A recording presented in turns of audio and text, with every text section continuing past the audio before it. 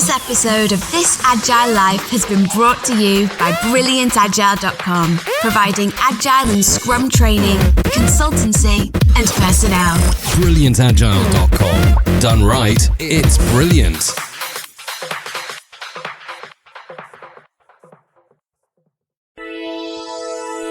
Released on Sunday, November 27th, 2016. This Agile Life, Episode 121, The Amos Files. The software industry transforms more and more every day. Agile methods are quickly replacing traditional ones. The question is, are you agile enough? This podcast is devoted to agile and lean software development. Time to welcome your agile coaches on This Agile Life. Hello, everyone. I'm John Sextro. This week, we have a special presentation of This Agile Life for you. Our good friend Amos King was down in Orlando, Florida at the TechWell Agile Dev East event. And he has two great interviews with two of the speakers from that conference. And without further ado, I'll turn it over to Amos King. I'm here at the TechWell Conference Agile Dev East with John Krewson of Sketch Development Services, and just got out of, a great lunch. I'm very full. But before lunch, I sat in on the session that John gave on sketch comedy, not sketch comedy. I'll let you explain it. You'll do a better job than me. Go ahead, John. Yeah. Thanks for coming on, by the way. Yeah, thank you. It's a pleasure to be on. It's funny what this thing is called because I changed the name of the session for this conference at the suggestion of TechWell. So when I first did it, I called it Waterfall Theater, Experiencing Emergence Through Performance. And then I realized it's not really theater, although that analogy really works too. So I did it again and I changed the name to Waterfall Comedy Hour, Experiencing Emergence Through Performance. And then I was talking to Lee Copeland at this conference, and we went back and forth about what the best title would be for it. We came up with Experiencing Emergence Through Sketch Comedy.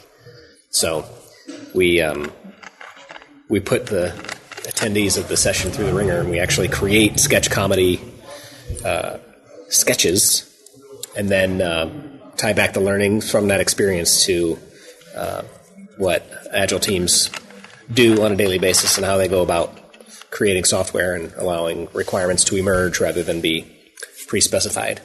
So I had a really good time in your session, and was one of the actors. Yes. In the session. You are the voiceover talent. But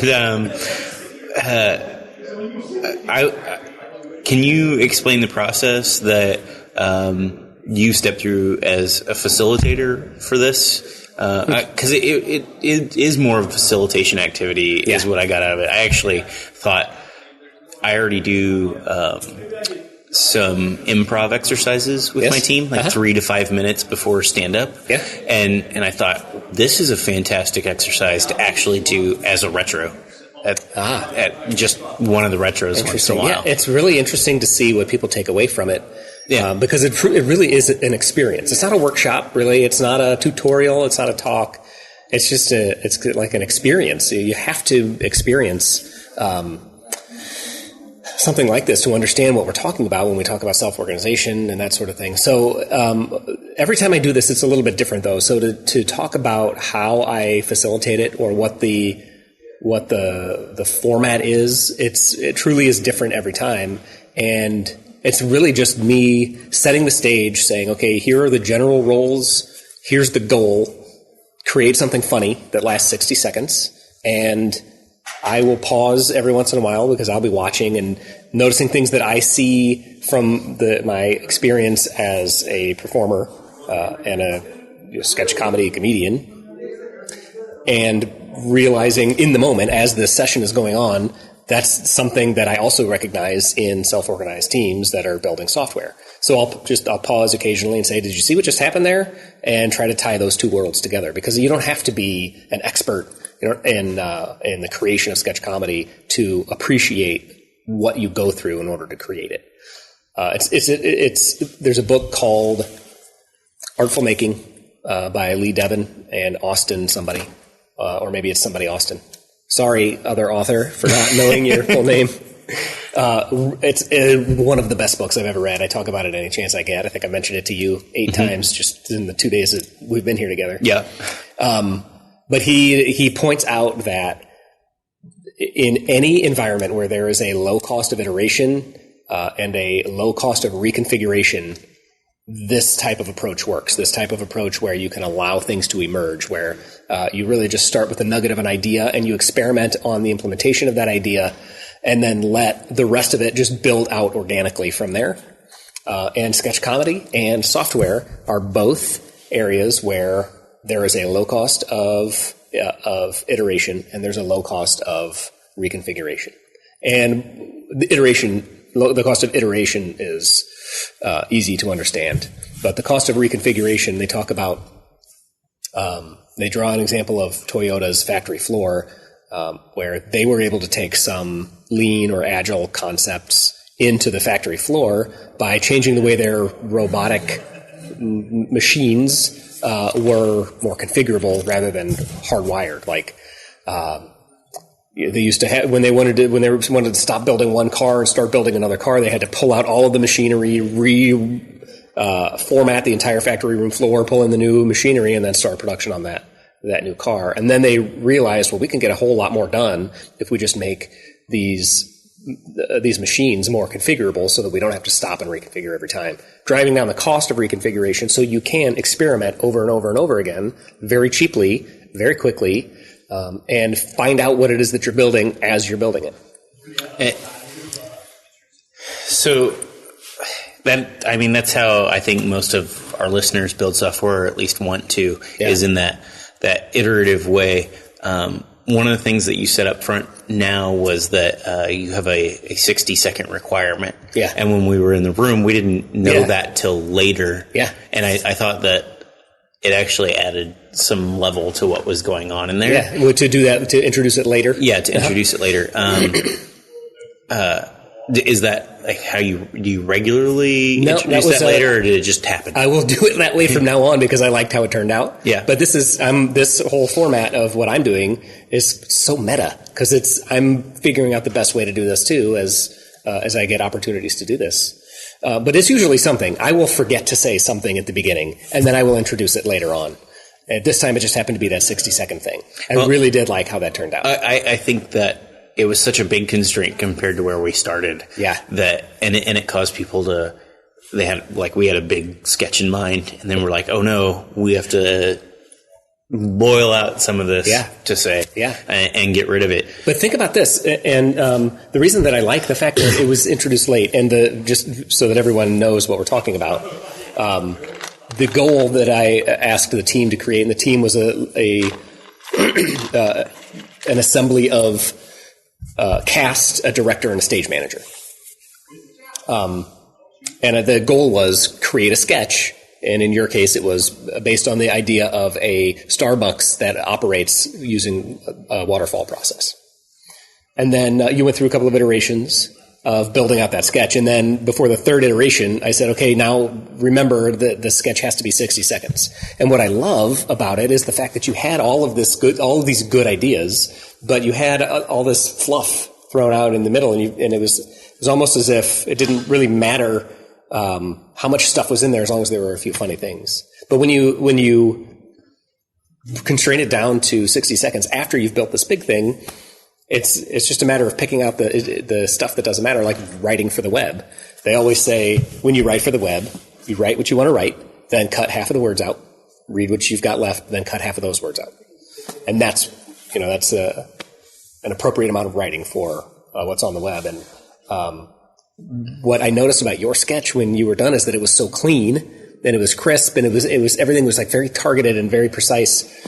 And I think it was because of that 60-second constraint. And I feel the same way with project planning and stories, is that throw out all the stuff that you want and then get rid of half of them and look again and get rid of half of them and figure out which which pieces of your application really set you apart from somebody else, and which ones you have to even be useful, because that may not be what sets you apart from somebody else. Yep. Now,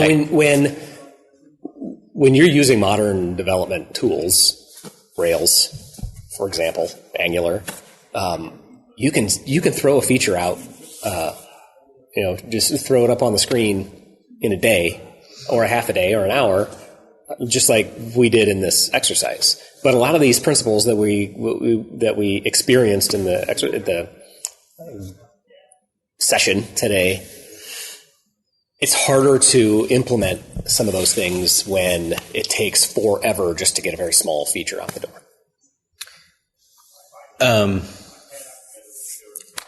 I just blanked out. I had a question for you, John, but it's gone now. Lots of conferences and not enough time. That's right. So whenever we were going through the sketch and we had eliminated out enough that we thought, we actually found that we timed ourselves and we still hadn't eliminated enough, and we eliminated more and we eliminated more. And then at the last minute, like during the actual sketch, there were still a couple things that ended up changing. Yeah. And we just had to go with it and keep going. And that applies a lot in software, and I see people get really frustrated when it happens at the last minute when they have to change something. Yep. But I noticed in the sketch, it felt like a two-way street. Like I, as an actor / developer, could change at the last minute, and it didn't make anybody upset or angry. And I think a lot of times whenever we are in the trenches for our company, we feel like we can't make those last minute changes and still be successful according to the company. Yeah.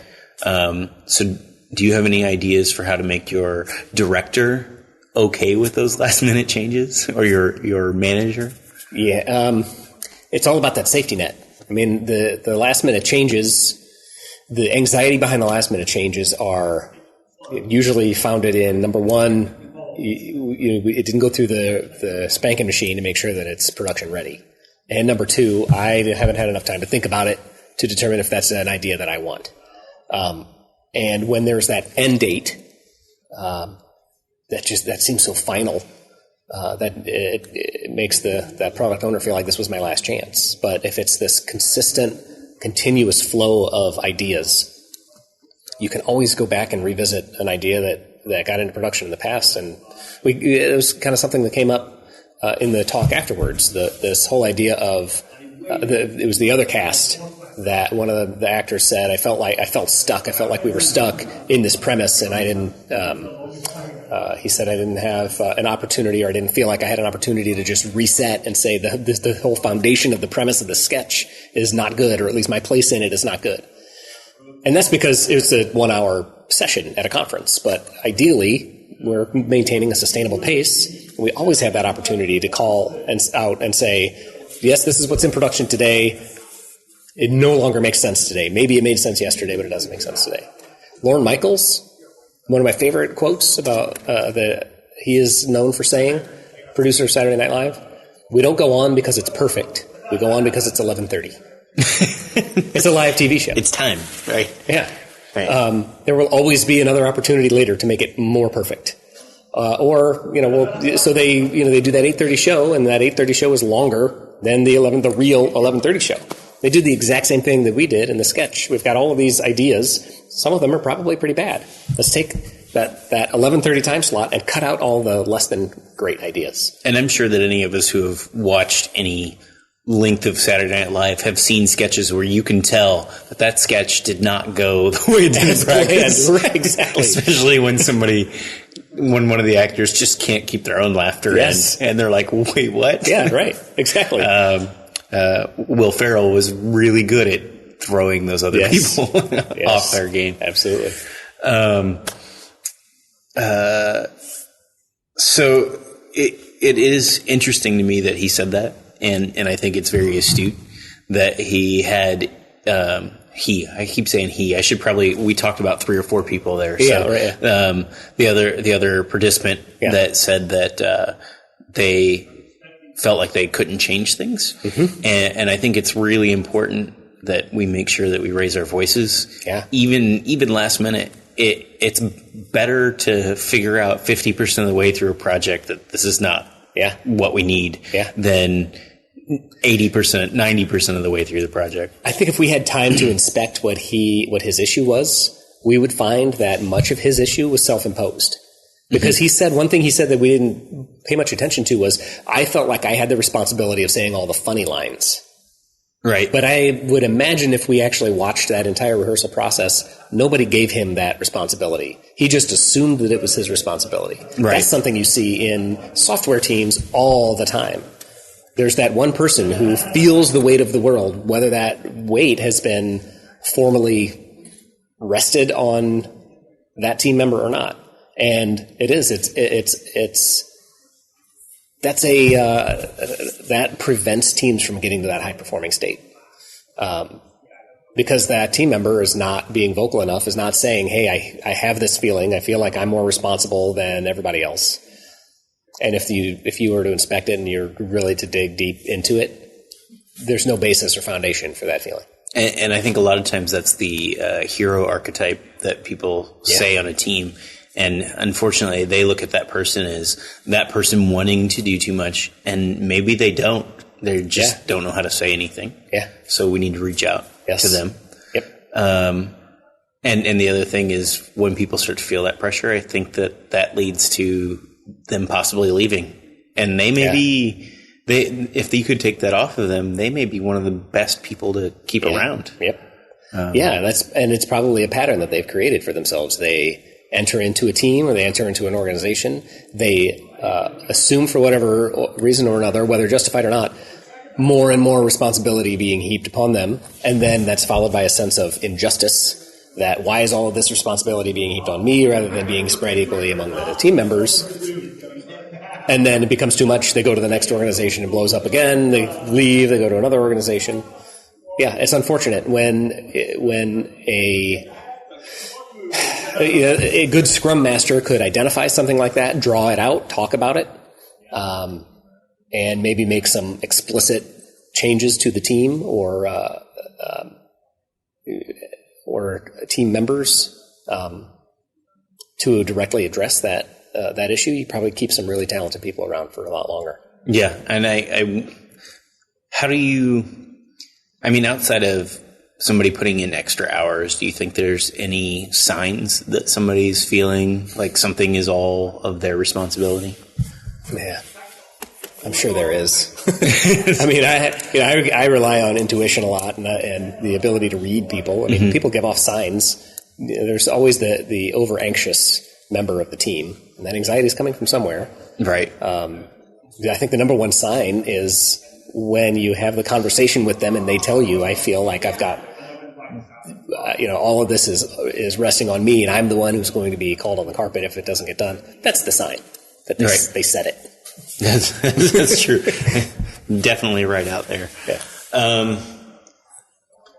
So at the end of everything, we did have what did you call it? Not a casting call? Casting call? No, casting calls where you... Oh, when I brought everybody up to the front? That was another new thing. It just felt like that was the right thing to do at the moment. I said we're going to have an Inside the Actors studio moment. Oh, yeah, that's what it was called, Inside the Actors. And I thought that was a really big part of your talk, like your presentation. To me, that felt like while we were up there acting, we were getting immediate feedback from the audience, which for me was actually really hard to hear because I was being loud and obnoxious. Yeah.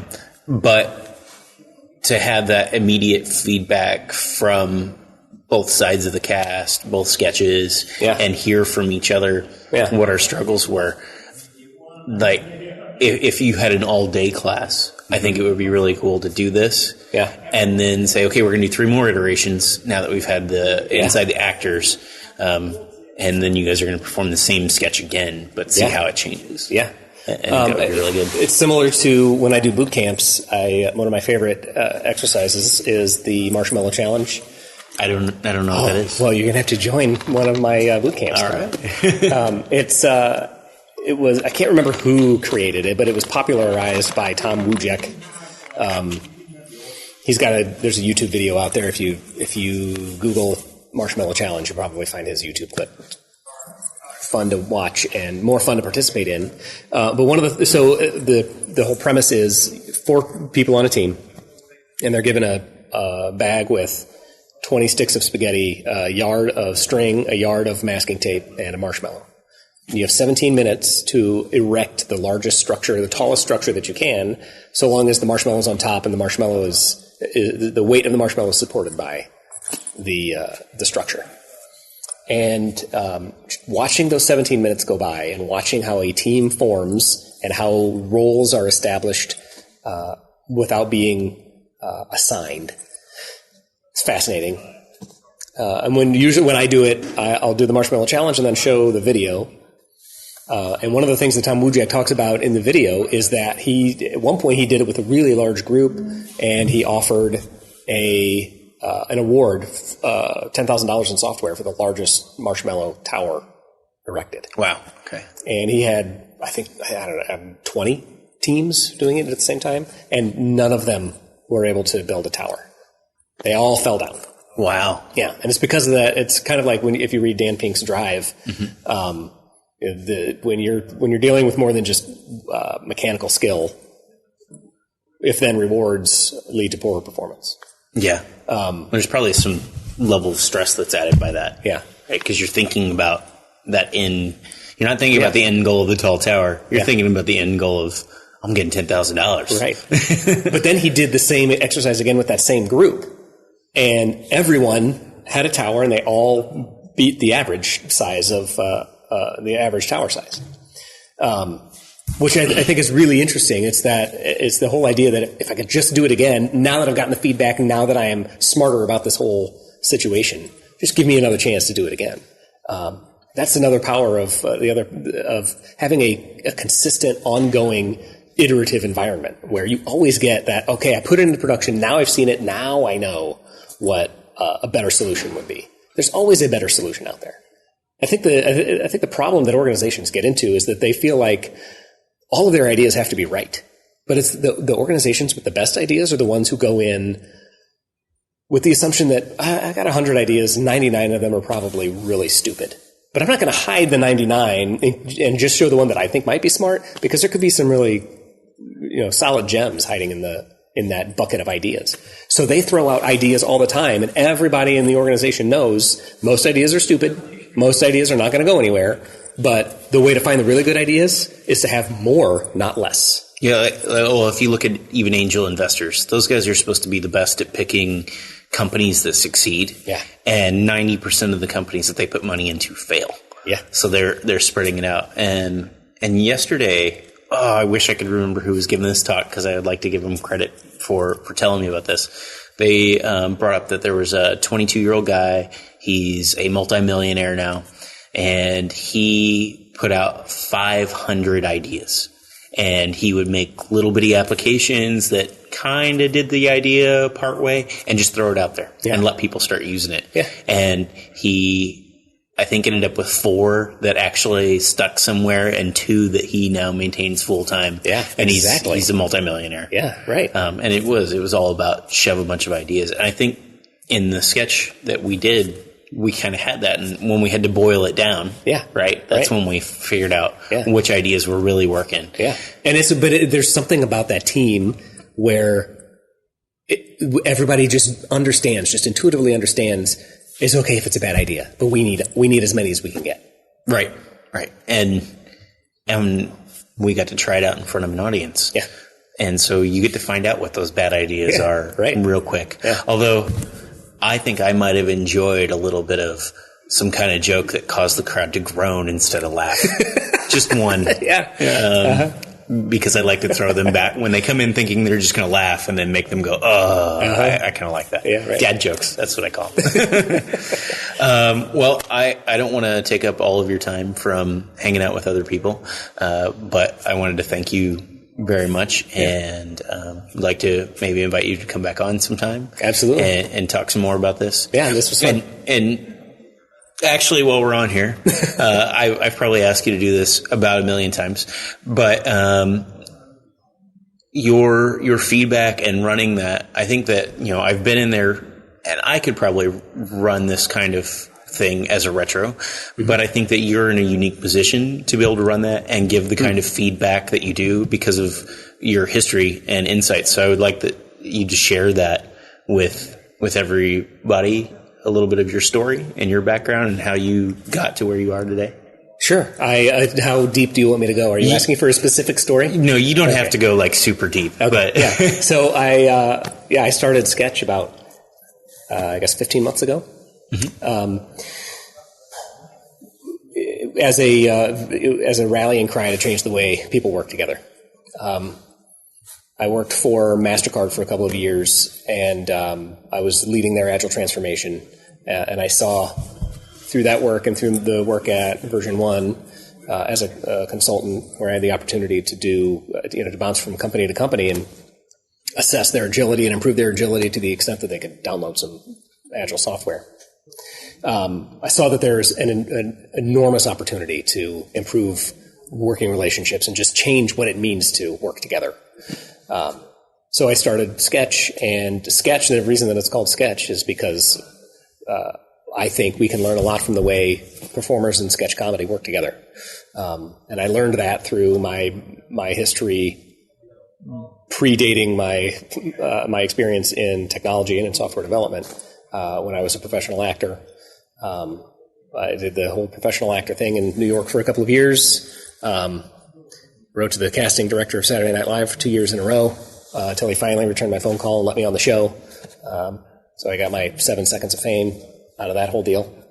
And my wife and I owned a performance arts studio in St. Louis for a little while, and I taught acting and improv to high school kids.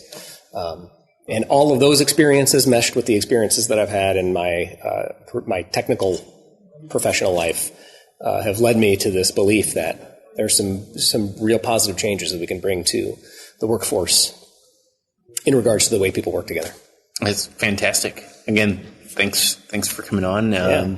And maybe we'll get a chance to act together again sometime. That would be great. Absolutely. Looking forward to it. All right. Thanks, John. Yeah, thank you. Have a good day.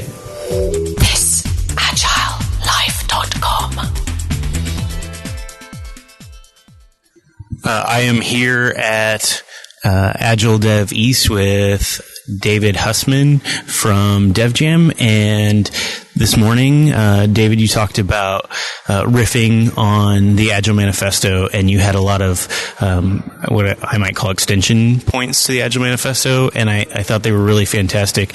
Could you share, like you shared a lot of them then, could you share just a few of the ones that you find to be really important and maybe why?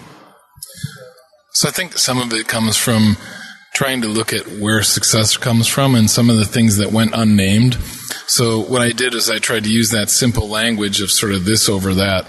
Ward Cunningham once described the Agile Manifesto to me because Ward's pretty brilliant too. And he said, yeah, well, we just sort of frame things in this over that language. And I think it's nice because it doesn't say this instead of that, and it leaves people some space to think about it.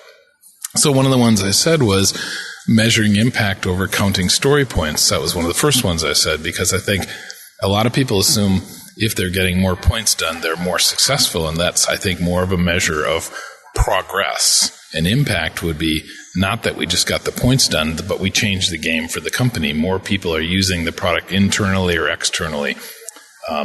More people are trying the product. More people are talking about the product. Sales would probably be one of the last things I would talk about because it tends to be a lagging indicator. One of the other more simple ones is sort of too big over how big, because I think how big is an interesting discussion, but my experience is the bigger something is, the longer it takes to get done. And if you're in sort of a dynamic environment, then the more likely it is to change. So you don't really win that game when something gets to a certain size. You can't tell how big it is. But you can win the game, it's too big. And if you agree with that logic, then the next question becomes, well, how do you break work down? And that was the other one I was kind of talking about, was like user experiences over iteration buckets. Let's build things that are meaningful to people instead of just getting stuff done iteratively. That's good. And you went into a little bit about story mapping as being part of that. Just for someone who may not have done story mapping before, can you give a small synopsis to what that is? Yeah. So I think I might even compare like story maps to epics. So epics is a pretty common metaphor that people use, but epic is just a size-based metaphor. There's big and there's small. And it's good based on the last comment I made because small things tend to get done more quickly and you learn faster and flow can happen. But when you break work down just on big and small, a lot of times the way things are used are not, size is not the right dimension for understanding it. So story maps express stories in 2 dimensions, not just big and small, but sort of left to right with interactions, user experiences, flow, if you will, and top to bottom with decomposition, which may or may not be big and small, but it's definitely options. So as an example, if you're building like a online shopping system, one of the things you want to do is set a payment type. But there's many different payment types. And so if you say, we have an epic called create payment type, and you do the whole thing, or you break it down into a subset of stories, one of those stories might be like pay with a credit card. And so you get that story done, that's great, but who cares if you're not paying for something you want? So Story Map thinks about someone wants to buy something and you take the thinnest slice through that user experience instead of just breaking things down. I mean, really, the best part is I was already arranging stories this way, and Jeff Patton coined that term, and I was instantly latched onto it because I love metaphor. And I feel like map is a nice metaphor because you don't just buy a map and look at it unless you're a map geek or a cartographer. You buy a map to say, I want to go someplace, or probably very few people listening ever bought a map, but you open a map on your phone and you say, I want to get from point A to point B. And there's different ways you could go, and you make choices based on criteria like, you know, is it scenic? Is it fast? You know, whatever choices you're making. And I think maps give you the ability to create customer journeys, which answer the question, not can we get it done, but where do we want to take users? I think that's a really good way to think about it is that journey along the way. And when we're in the talk, I just have to bring this up because you shared a little bit of your journey, and I think that Prince is one of the greatest artists of all time personally. I think he's kind of like my secret guilty pleasure. Like, I don't share a lot of people that I listen to a lot of Prince, but I do. So you had mentioned during your talk that there were things that you had learned from Prince about Agile. Can you just give maybe one anecdote of something that you learned from him about Agile? It wasn't so much what I learned about Agile, but it's what I learned about how to produce interesting things. So Prince, one of the things he does, and I've heard that like Peter Gabriel also works this way, is he would work on many songs at the same time.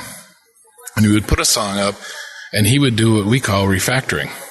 When the song wasn't sort of clear, he was really smart about being subtractionist. A lot of really great musical people are. And you start taking things away because you have to get the foundation right. This is a classic thing of like, you can only make a turd shine so bright. You know, if the bass and drum tracks are bad, the song doesn't have any soul, especially if it's like more funky stuff like what Prince did. So one was the importance of stripping things back and building them back up and not being scared to do that. Whereas I think sometimes people in software always feel like they have to add more, or people in Agile. One of the things I always challenge people in the coaching class that we teach is to say, think of one thing you could do to help your team. And I say, does everybody have one? Everybody raises their hand. And then I say, keep your hand up if you thought about taking something away. And very few hands stay up because most people think about process as an additive thing. And I don't think that was the origin of this Agile stuff. It was subtractionist. It was lightweight methodologies.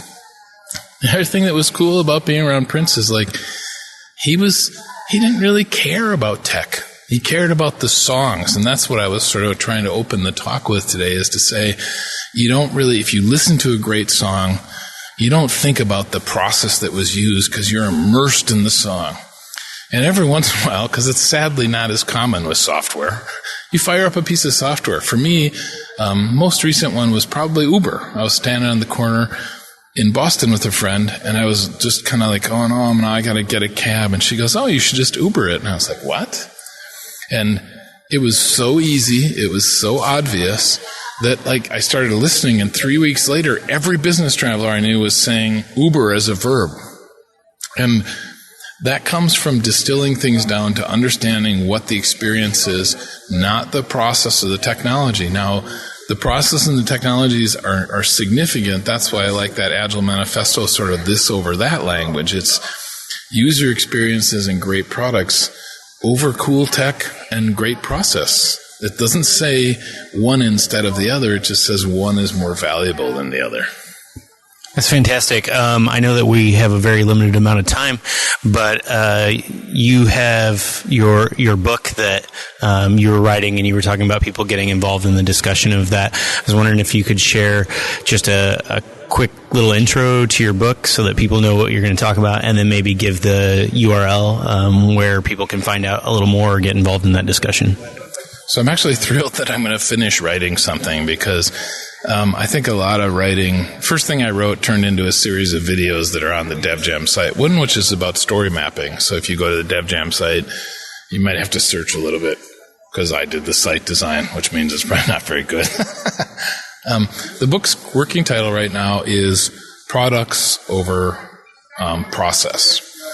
And what I was talking about today is, excuse me, I'm looking for people that are trying to do this, because I don't think I'm alone. I think a lot of, like I was mentioning that when I went to Martin Fowler's refactoring talk in 2000, Martin basically said, look, I just hung out with all these other people that were doing it, and I synthesized this. So probably some of the ideas in the book are original, but a lot of them are just what I see people being successful doing. And the more people I see using process to make progress, become more courageous about discussing product, which is filled with more ambiguity and uncertainty.